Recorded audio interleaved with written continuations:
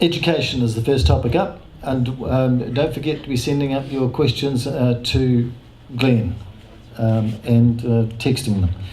So the first question I have on education is, if you could change two fundamental things about our education system, what would they be? And why would you change them? And how would you do it? All right? And we will, so if you could change two fundamental things about our education system, what would they be? Why would you change them? And how would you do it? And our first speaker is Stuart. This is on? Yes. Okay. The first thing I would do, which is part of the Green Party policy, is I would eliminate national standards so that teachers can teach children how to think and how to make decisions.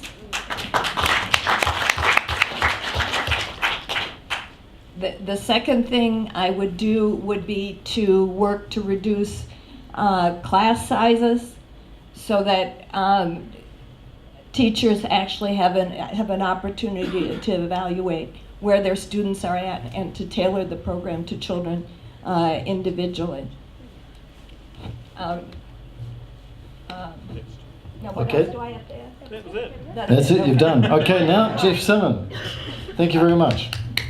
Number one would be investing in early childhood education. I mean, I think we saw from Nikki's presentation that there's a greater return on investment in those early years, particularly for the sort of skills that we need in the future, which are all the soft skills that children pick up during those first few years. It's also will make the biggest difference in terms of closing the gaps between rich and poor as well. Some of our poorest kids turn up to school 2 years behind their classmates. That's 40% of their life that they've lost in such a short space of time. So early childhood education is the best way to overcome that. In terms of the compulsory education system, I agree. Less testing, more teaching. I've got one. Got mine. The good news is I think you're going to hear a fairly broad range of agreement here. I mentioned early childhood education. Jeff made a very good point when he stood up. It's about the quality of that. One of the most horrendous things that we can see is the sort of huge, almost baby farm style early childhood education centres. We want to stop that. We want to reduce those ratios. We want 100% qualified staff in front of our kids. That is really important. I wouldn't take my car to a mechanic's workshop and know that there are only 80% of the people qualified. I wouldn't go and see Nikki if I only thought 80% of the doctors were qualified. We wouldn't. Why do we let our kids be part of that? So we need accessible, properly funded, quality early childhood education. That's one. Number two, in schools, the thing I'd really change, I'd get rid of all the mad standardisation, the huge over-assessment, the incredible bureaucracy that teachers get put on them, and I'd get teachers to focus on creativity. That's what we want to get out of our kids. I agree with much has been said, but there were two things I would pitch. The first is a genuinely inclusive education, so that schools are able to provide the support that each of their students needs when they have learning needs or disabilities. We know too many children are falling through the gaps because there is too narrow an approach to addressing the needs that our kids have. We know that for Finnish example and other examples overseas, if you fund for the needs of your kids when they need that extra support, you bring everybody up, everybody is included, everybody gets the education they're entitled to. And second, we would bring in compulsory te reo Māori in our schools to make sure,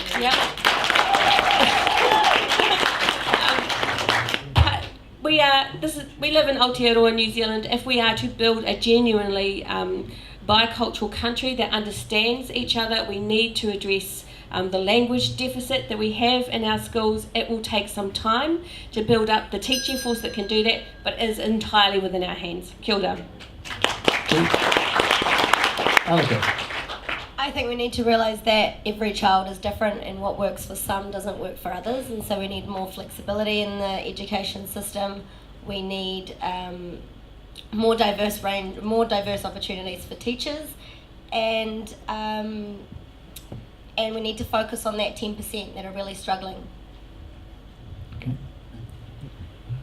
we need a fully funded, fully resourced education system there. It doesn't matter what part of the country or what region or what city you come from, the children that are going to those schools are getting the support and the resources that they need to learn. The other thing I would do is I would empower our teachers.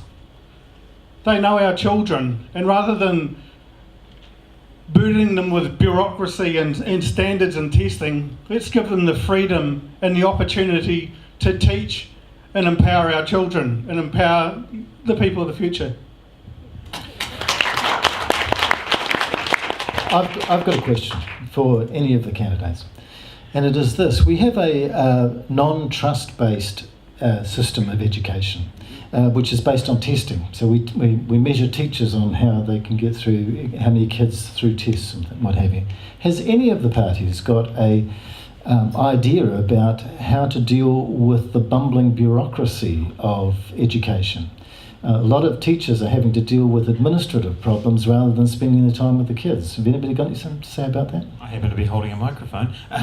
Yeah, that's the point I was making, Bryan, is that at the moment, particularly through the national standards process, but actually through some other things that have happened as well, we've burdened teachers with things that aren't actually achieving anything. You know, they really aren't. I mean, national standards do not measure progress. They measure you to an arbitrary standard, and that's not useful to anyone. The incredible amount of over-assessment that goes on. We actually have a really good curriculum document, the New Zealand curriculum document. It's excellent, and Te Whāriki in the early childhood sector is excellent. That's where the focus should be. So the focus is on how we draw out from the curriculum there. It is actually, no, sorry, I've just finished this point, Bryan. It is actually the point Materi has just made before. That was a political choice. And the government made that political choice as a populist political choice, not based on evidence, not based on what's the best for our kids. Bryan, I'd add to that. Give him a round of applause. I'd add to that, and as well as getting rid of national standards, we need to reduce the amount of assessment that goes on at secondary school too. We're one of the few countries in the world that tests students 3 years in a row. It's absolutely crazy, and you add on top of that this government's idea of a target for NCEA level 2, and of course we've seen what happens in the UK. They got numbers going up to hit the target, but meanwhile their actual achievement was going down at the same time. As measured by independent international tests. People fiddle the system. It's very straightforward. The other thing I'd say about bureaucracy is, we've got to get rid of tomorrow's schools. It's been a complete failure. We've got to get schools working together, and actually that'll save a lot of administrative time as well. Would you agree with that, Grant? Would you agree with that tomorrow's schools have been a failure? It definitely needs to be reviewed. There are some aspects of tomorrow's schools that have been good, where communities are engaged and involved in the way that schools are run. But there's the particular aspect Jeff's just mentioned there is one that does need to change, which is I'd say at least once a month as an electorate MP, I'm working with a school on some mad thing where we're trying to get funding for property, and you can only have this type of thing and that type of thing, and actually clusters of schools working on that would be much, much more sensible than individual schools. So it's in our policy, by the way, is to review it. There are issues and difficulties with it, and we do want to see them resolved. Materi. This is exactly my point that I was going to make too. There was a book, I can't remember who wrote it, a few years ago that came out that was a review of tomorrow's schools. Kathy Wiley, thank you. And we agreed with a great deal of what she said there, because so we went from one extreme of being highly centralised to being very diverse. The concept of school communities having decision making over what happens in that school community is really good, but a great deal of the administration and other burdens can be placed in a regional office, if you like, or as regional functions, and that way there would be more collaboration. But you also have to get rid of the competitive elements like national standards in order for that to happen. the government's put in place the communities of learning approach, but that is not working very well in most places that I'm aware of, because schools are still quite competitive with each other about basically league tables and how they're doing. So you can't expect collaboration if you also have a highly competitive funding environment. That's what we also have to make sure we fix, that so that schools can collaborate in the best way possible, regionally and locally. Anybody else? Okay. We've got an education question here. There's a couple of questions here.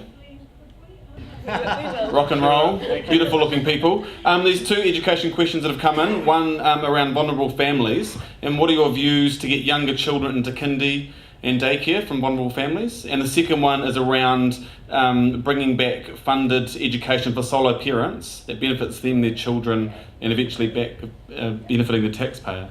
Sorry, say that second one again? Around bringing back funded education for solo parents.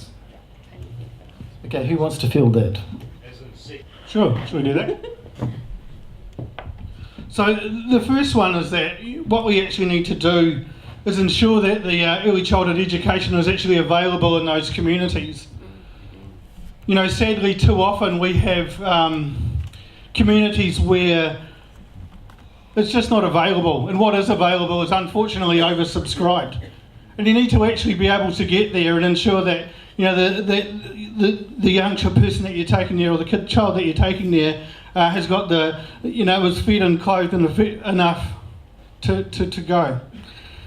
In regards to education, funded education for solo parents, I believe that education is the secret to success. Education changes life, and it doesn't matter how old you are. You know, whether you're a 3-year-old going to kindy for the first time, or you're a 35-year-old getting the opportunity to learn again. Education changes life, and we need to do everything we can as a community, as a country, to ensure that people have access to education. Thank you. Annika? I'm not quite sure how to answer this question, to be fair, because we haven't really spoken too much about younger early childhood education, and that's still to be released, so I'll have to get back to you all on that one. Matilda? Training incentive allowance, we will bring back the training incentive allowance as a grant, not as a loan. I had it as a grant, it is now a loan, and people are burdened by enormous debt in order to get the education that they're entitled to. It's a fantastic pathway out, but you need to be able, sole parents need the time to investigate the best kind of education for them, and then be fully supported to undertake it. In terms of early childhood, the government still funds community-based not-for-profits in the same way they fund for-profits, but for-profit centres, those really big international ones, have much better capacity to be able to buy up the property and set up shop. And so it means that we have less and less of the community-based Pacifica, kohanga reo than we should in those places where it's important, because the for-profits get in first, and are in the places where it's wealthy and people can't afford to go. So we need to favour, in my view, fully favour community-based, not-for-profit early childhood education, and make sure that there is more ECE on school sites, so that you get that really great transition in a building of a school community from early childhood through into school. Thanks, Matilda. Grant? Hello down the back. And this carries on very neatly from that. There's actually in early childhood education in some wealthier parts of New Zealand over-provision. There's actually more provision than you need, and that's because of what Matilda talked about the way that those big centres set themselves up. So what we want to do is direct the additional funding towards the areas where we don't have the provision, which is the areas where there are low-income people in them. So that actually will favour community-based centres in those areas for additional funding from the government, because that's the only way we'll actually directly address the question that's been asked. Related to that is that we want to look at the idea that Te Whāriki, which is the early childhood education curriculum, could actually be taught in the first 2 years of schooling as well, to ease the transition, particularly for those people who haven't had the access to. So that's one of the policies that's come through from the sector to us that we've accepted and we've put in our policy this year. In terms of the wider issue, we too want the training incentive allowance back.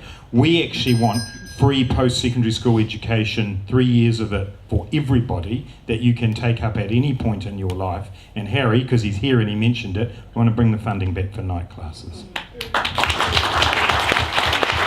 Jeff. Yeah, as part of our policy for free, full-time, high-quality early childhood education, we actually think there needs to be a review of how early childhood is funded. Early childhood education is funded for this exact reason, because we do have problems delivering in more deprived areas, much like we have with GPs. Actually, you know, it's a very similar situation where we have too much primary care in the richer areas and not enough in the poor areas.